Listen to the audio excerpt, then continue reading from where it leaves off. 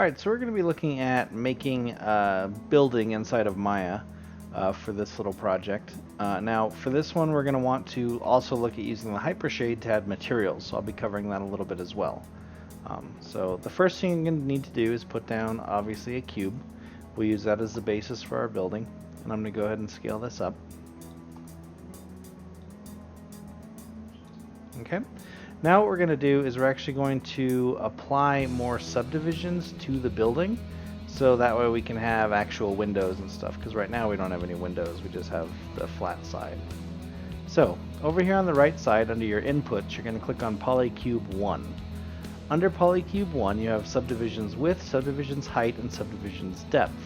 So that's what you're going to be putting your numbers in. So if I go to subdivisions width, I'll do 5, subdivisions height, do 8, actually we're going to do 10, and then subdivisions depth, I'll do 5 as well to match that other side.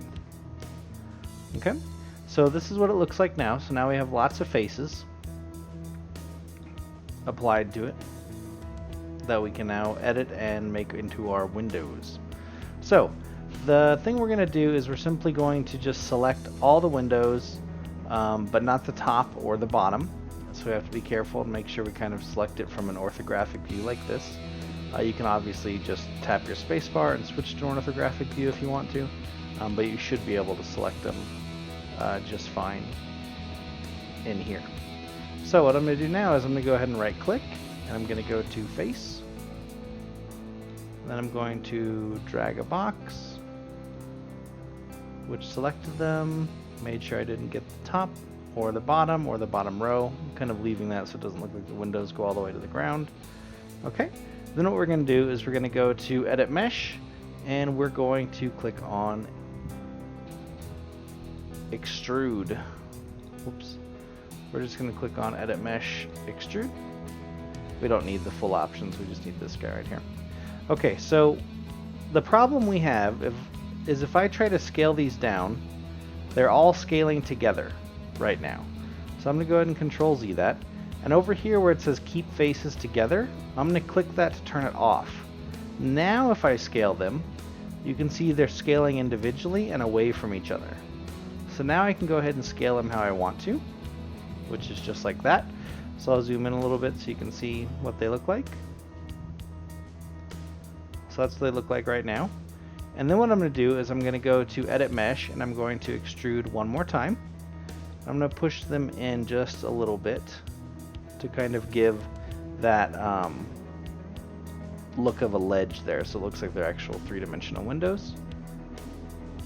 Okay, now what I'm going to do is I'm going to go ahead and apply the Hypershade to it. So I'm actually going to put materials on my building. So I'm going to right click and go back to object mode. I'm going to left click my building here, and I'm going to go to Windows, Rendering Editors, Hypershade. Okay, so what I'm going to do is I'm going to build a Lambert material. That's a flat shaded material that's not reflective. So I'm going to click on Lambert. It's going to drop right here, and over here I can actually adjust the options. So I'm going to click on Color, and I'm going to make this like a darker gray. That's fine.